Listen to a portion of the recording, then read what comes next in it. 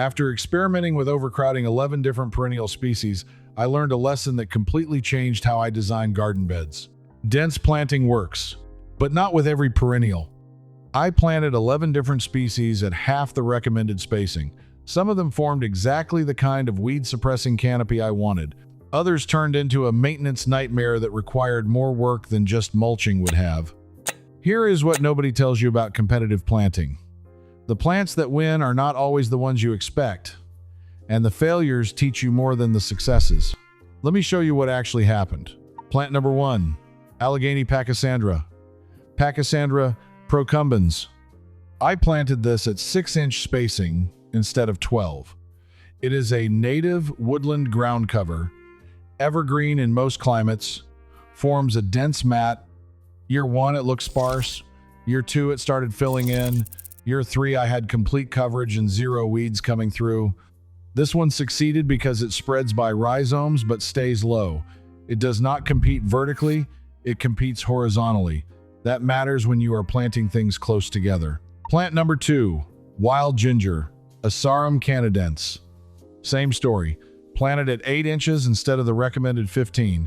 It took longer to fill in than the Pachysandra, but once it did, nothing came through.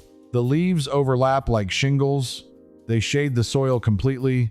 I have not weeded that section in over a year. Now here is what I did not know when I started this experiment. Ground level plants handle density better than upright plants. They evolved to spread. They are designed for competition at the root level but cooperation at the canopy level. The plants that failed were the ones fighting for vertical space. Plant number 3, dense blazing star, Liatris spicata. I planted this at 6-inch spacing. The tag said 12 to 18 inches. Year 1, it looked amazing, full and lush, tons of purple flower spikes in July. Year 2, half the plants died. The root systems strangled each other. Liatris has a corm. It needs space underground. When you crowd them, they deplete the soil too fast and the weaker plants just give up. I pulled the dead ones, redistributed the survivors to proper spacing. They bounced back. That taught me something important. Plants with storage roots do not handle crowding. They are storing energy for dormancy. When roots compete for the same space, none of them get enough. Plant number 4, hairy beard tongue, Penstemon hirsutus. This one surprised me. I expected it to fail. I planted it at 8 inches instead of 12. It is an upright plant, grows to about 2 feet.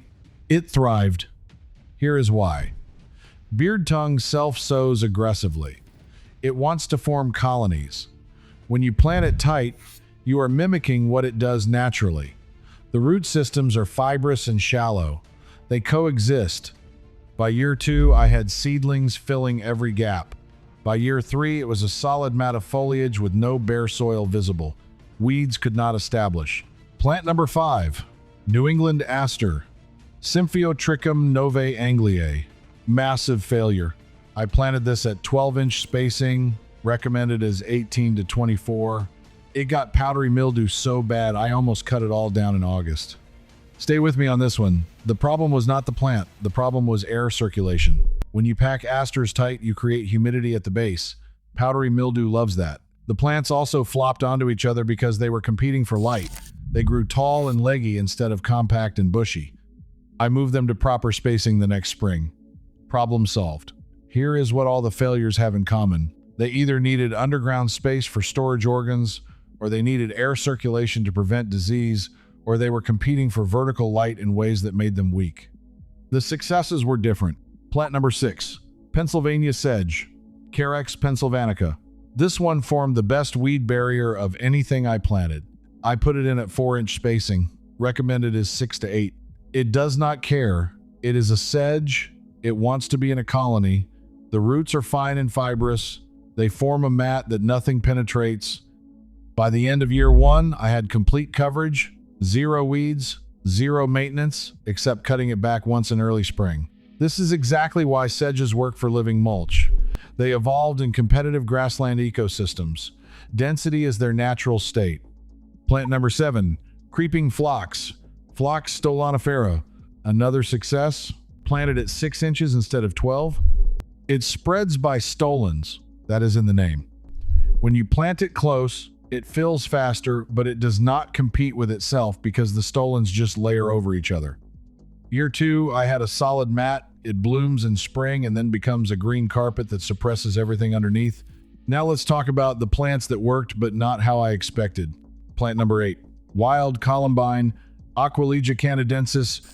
I planted this at 8-inch spacing. It is supposed to be 12 to 15. It did not form a canopy. The plants stayed distinct. But here is what happened instead. It self-sowed into every tiny gap. By year 3, I had columbine at all stages of growth filling the space. Not from spreading, from seed. The weed suppression came from constant turnover. New seedlings filled gaps before weeds could. It is a different strategy, but it worked. Plant number 9, threadleaf coreopsis, Coreopsis verticillata. This one I almost categorized as a failure. I planted it at 10 inches instead of 18. It looked incredible year 1, solid mass of yellow flowers in June. Year 2, it started dying out in the center. Here is what I did not know. Threadleaf coreopsis spreads fast, but it also exhausts itself fast. When you plant it tight, it burns out even faster.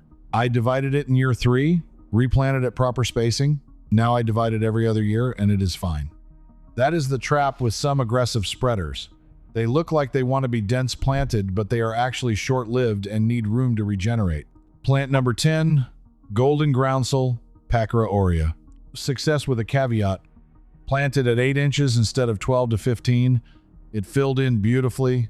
Complete coverage by late spring after the flowers fade.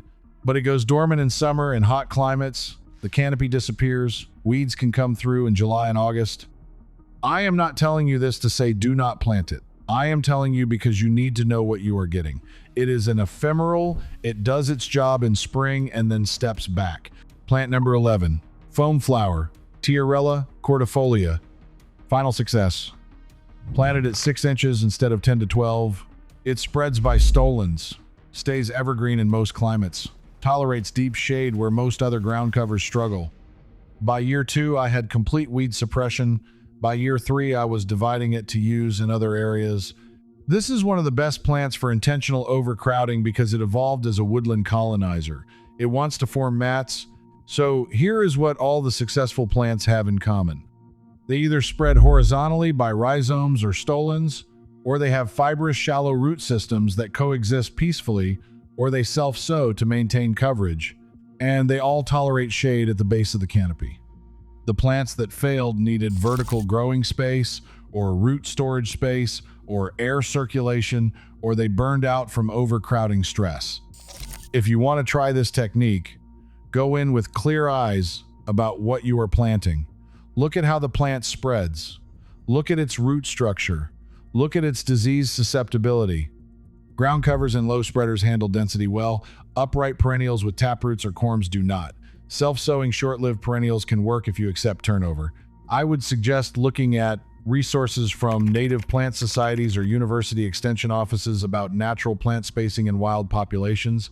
That will tell you more than any nursery tag about how a plant actually wants to grow. Your experience with dense planting is worth more to this community than anything I can share. Drop a comment with what you have tried and whether it worked, especially if you have tested plants I have not mentioned. If you want more breakdowns like this on what actually works versus what the tags tell you, that is what this channel does. Hit subscribe so you see them. I will see you in the next one.